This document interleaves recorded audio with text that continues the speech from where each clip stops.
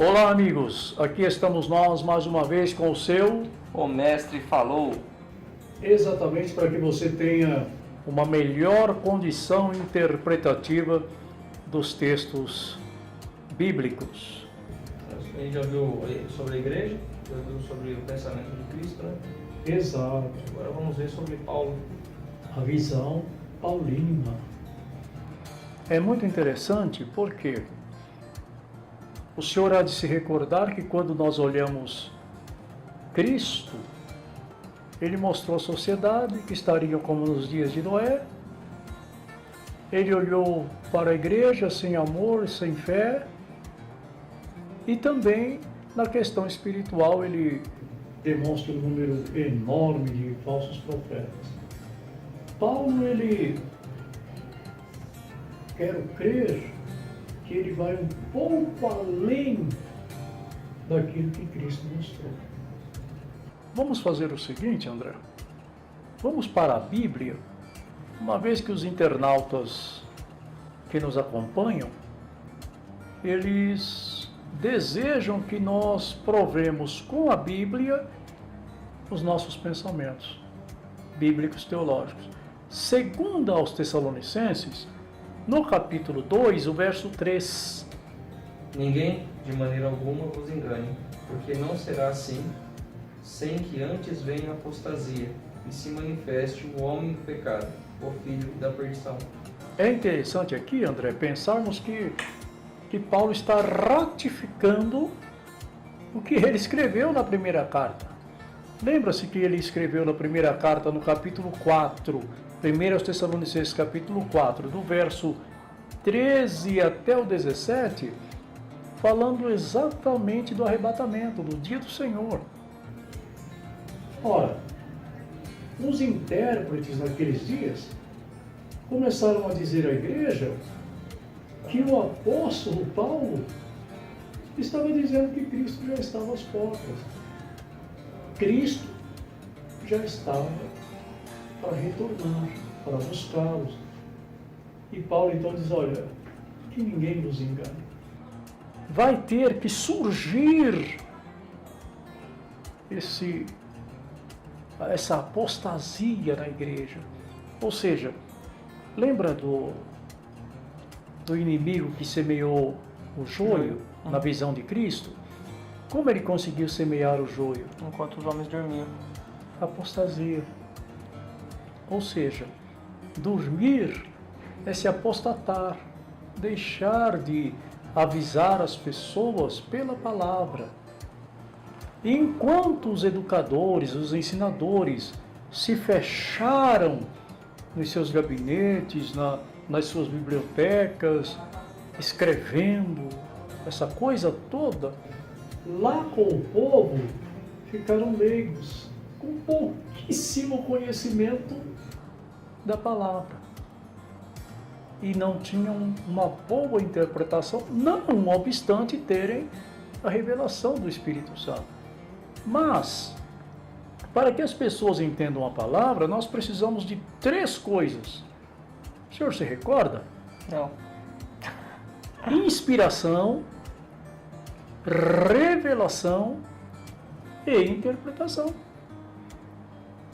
E o leigo, ele tem até a inspiração e a revelação, mas a interpretação é a parte humana. E aí há de ter dificuldades.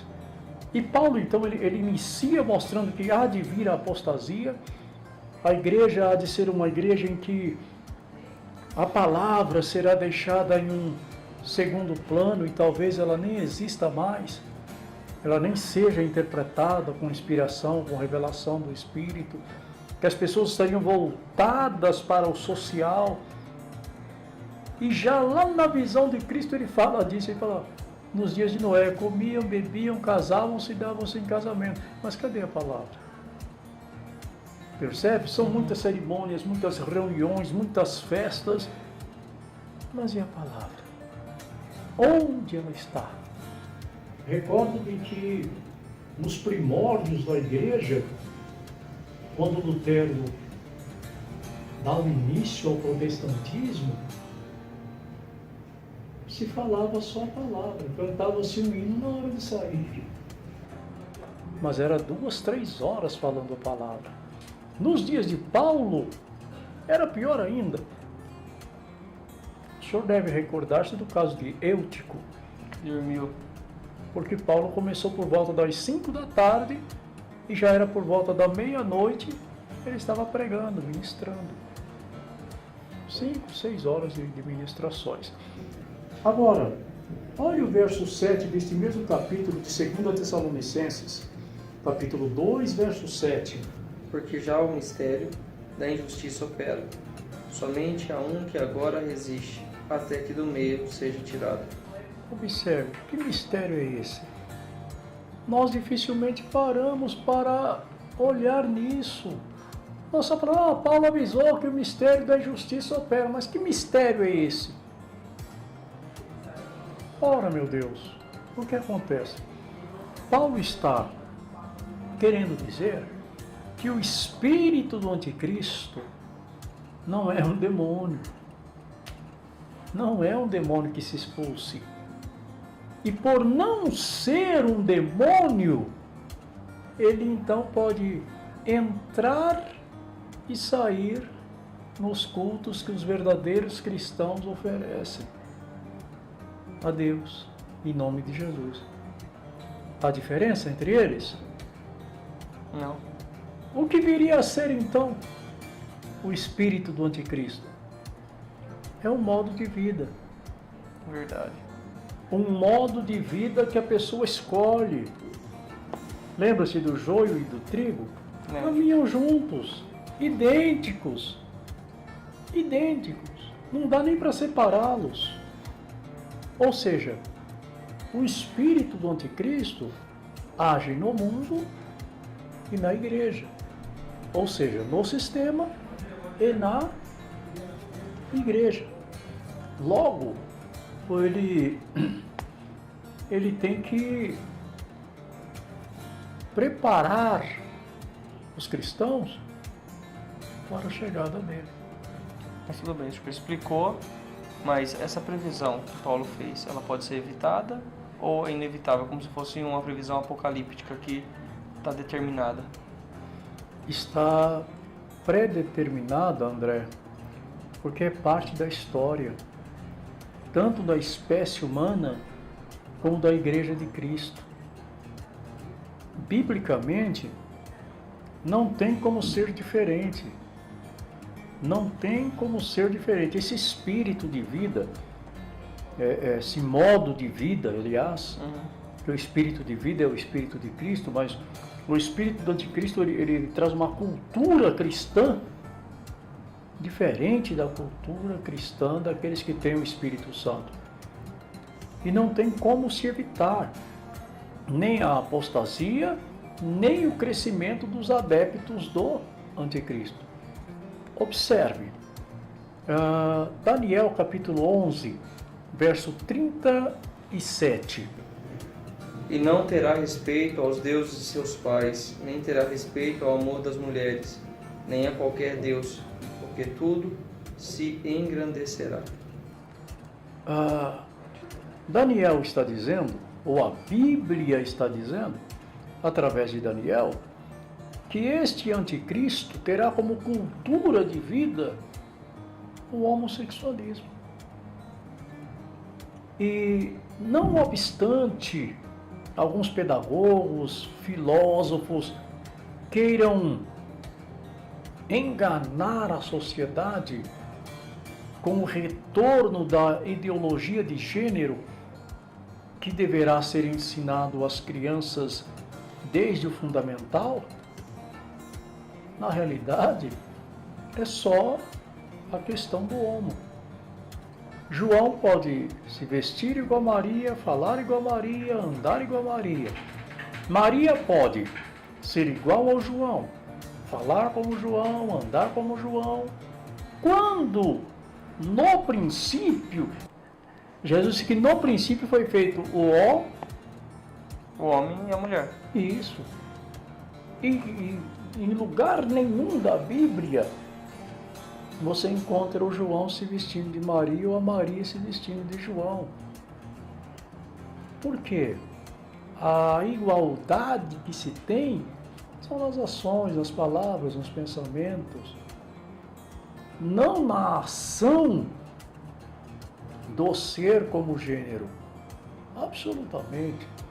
E esta ideologia, ela está alcançando as igrejas. Infelizmente. Outra questão que está intimamente ligada ao anticristo e à sua cultura de vida é o ser rico, ganhar muito através da fé e da crença. Olha, Deus me deu, mas eu busco só as coisas terrenas. As espirituais longe estão de mim. Hoje é mais fácil o senhor encontrar alguém que diz, olha, eu fui tirado do fundo do poço. Deus mudou a minha vida. E essa pessoa não ter nenhum dom espiritual, não conhecer um verso da Bíblia, mas estar milionário. Porque uma das características da implantação do reino de Cristo em meio ao Evangelho é exatamente isso. Transformar as riquezas espirituais em riquezas materiais. Então, o senhor está dizendo para mim que o anticristo vai ser um homossexual, de acordo com o que está escrito em Daniel. Exato. Tá. Ele vai ser um ditador, porque a gente vê várias, por exemplo, a Coreia, como um ditador na Coreia ou em outros países, ou ele vai ter algum auxiliar? Vai ser... Porque já parece que a sociedade caminha para o fim dos tempos, com a implementação do homossexualismo, e não só no Brasil, mas em vários lugares do mundo. E a gente vai ter que retroceder à ditadura ou ele vai usar esse mesmo governo? Em meio a todas estas coisas, André, percebe-se que os populistas, aqueles que conseguem de fato mexer com o coração da população, é que estão chegando ao poder. Agora, ele não vai precisar ser um ditador, porque tudo já está preparado para ele. O coração das pessoas está voltado para ele. Ele há de trabalhar com o governador da ordem mundial, ele, o líder religioso, o anticristo, e o falso profeta, que é aquele que está mais próximo das pessoas. Mas como o governo dele será um governo mundial, certamente a administração dos países, ele deixará os seus adeptos que são submissos a ele. Ou seja, cada país tem o seu presidente, tudo direitinho, mas todos prestam honra ao anticristo. Esta é a ideia geral. E, infelizmente, nós não percebemos que esta questão deveria ser tratada. Ela deve ser analisada e deve ser passada a todas as pessoas, em todo o tempo. Sendo assim, amigos, nós nos vemos no céu. O mestre falou, A Bíblia registrou.